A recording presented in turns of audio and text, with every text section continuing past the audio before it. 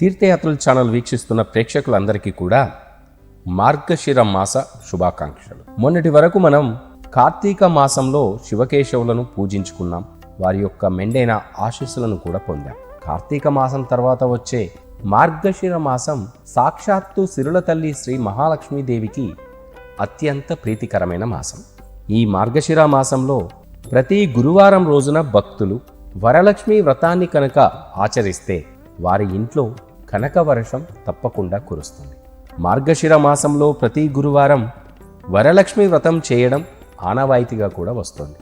ఈ మాసంలో లక్ష్మీ పూజ చేయడం అత్యంత శుభప్రదంగా భావించాలి భక్తులందరూ.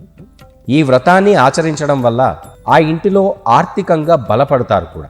మార్గశిర మాసం 2025 సంవత్సరంలో 4 గురువారాలు నవంబర్ 27వ తేదీ, డిసెంబర్ 4, డిసెంబర్ 11, డిసెంబర్ 18వ తేదీన 4 గురువారాలు రానున్నాయి ఈ మార్గశిర మాసంలో. ఈ 4 గురువారాలు మహిళలందరూ తప్పకుండా ఈ వరలక్ష్మి వ్రతాన్ని ఆచరిస్తే కనుక వారింటిలో ఆ సిరుల తల్లి శ్రీ లక్ష్మీదేవి ఆశీస్సులతో కనక వర్షం కురుస్తుంది. ఆ వ్రతాన్ని ఎలా చేస్తే మంచి ఫలితం లభిస్తుందో కూడా ఇప్పుడు మనం తెలుసుకుందాం. వరలక్ష్మి వ్రతం చేసే స్థలాన్ని సిద్ధం చేయాలి. ఇంటిని, ఇంట్లో ఉన్న వస్తువులన్నింటినీ కూడా శుభ్రం చేసి ప్రవేశ ద్వారం వద్ద గంగా జలాన్ని చల్లాలి. ఇక సాధారణ రంగోలి లేదా కోలం గీసి దానిపై ఎర్రటి వస్త్రంలో చుట్టబడిన కలశాన్ని అక్కడ ప్రతిష్ఠించాలి. ఆ కలశానికి కుంకుమ లేదా రంగోలితో 4 గీతలు, స్వస్తిక్ గీతను గీయాలి.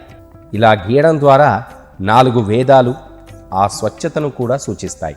లక్ష్మీదేవిని ఆహ్వానించి బియ్యం పిండి లేదా పసుపుతో ద్వారం వద్ద దేవతా పాదముద్రాలను వేయాలి. ఆమె వెలుగును స్వాగతించడానికి 8 లేదా 16 నెయ్యి దీపాలను వెలిగించాలి. దీనివల్ల లక్ష్మీదేవి ఆ ఇంట్లోకి ప్రవేశించి ఆర్థిక సమస్యల నుండి దూరం చేస్తుందని కూడా భక్తులందరూ నమ్మాలి. ఆ లక్ష్మీదేవికి బియ్యంతో చేసిన పాయసం నైవేద్యంగా సమర్పించాలి. అలాగే విష్ణువుకు ఒక చిన్న పళ్ళెంలో బెల్లం, శనగపప్పు సమర్పించాలి.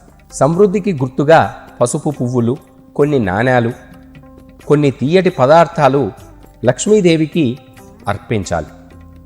ఇలా చేయడం వల్ల కుటుంబ సభ్యులకు లక్ష్మీ కటాక్షం కూడా లభిస్తుంది. శ్రీ లక్ష్మీదేవి మంత్రాన్ని కూడా పఠించాలి.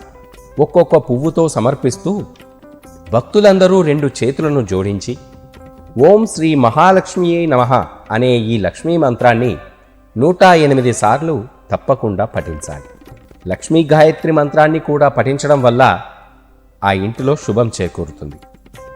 ఈ వ్రతాన్ని ఆచరించే భక్తులందరూ కూడా ఉపవాసాన్ని పాటించాలి. సూర్యాస్తమయం వరకు సాత్విక ఉపవాసం పాటించాలి. వెచ్చని పాలు, పండ్లు, గింజలు లేదా తేలికపాటి పదార్థాలను తీసుకోవచ్చు. సాయంత్రం హారతి తర్వాత నైవేద్యంగా సమర్పించిన పాయసాన్ని స్వీకరించాలి. అనంతరం ఉపవాసాన్ని విరమించాలి. ఈ వ్రతం గత జన్మ పాపాలను, ఆ కర్మ యొక్క అడ్డంకులను కూడా తొలగిస్తుంది. మానసిక స్పష్టత, కుటుంబ సామరస్యం, భౌతిక శ్రేయస్సును కూడా తెస్తుంది. ఆధ్యాత్మిక వృద్ధిని పెంచుతుంది. లక్ష్మి, ఆ విష్ణుదేవు ఇద్దరి ఆశీర్వాదాలను కూడా ఈ వ్రతం వల్ల ఆకర్షిస్తుంది. ప్రతి ఒక్క భక్తులు మార్గశిర మాసంలో వచ్చే 4 గురువారాలు వరలక్ష్మి వ్రతాన్ని గనక ఆ ఇంటిలో, ఆ గృహంలో జరిపిస్తే సకల శుభాలు కలుగుతాయి. ఓం శ్రీ వరలక్ష్మీదేవి నమః.